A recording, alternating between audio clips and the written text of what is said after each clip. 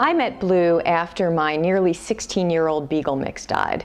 I was devastated. I had lost a member of my family, and I needed a little bit of puppy love in my life. So like millions and millions of Americans do every year, I went on the website petfinder.com, and I scrolled through all the beautiful pictures, and I landed on this gorgeous brown face, and I instantly fell in love with my little boy Blue.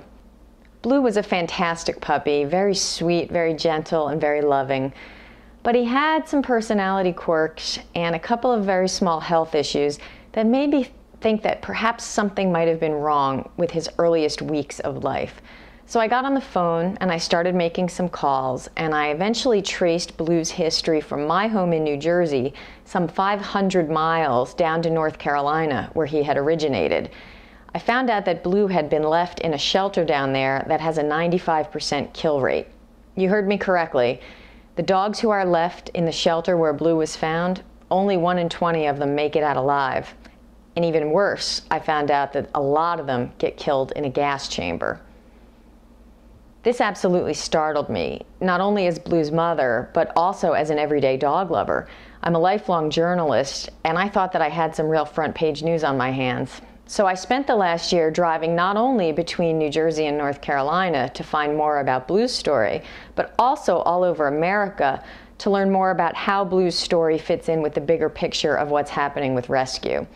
I discovered a lot of things. Some of them made me angry, like the fact that Americans are spending nearly 15 million tax dollars a year to support animal shelters that kill dogs like Blue in gas chambers.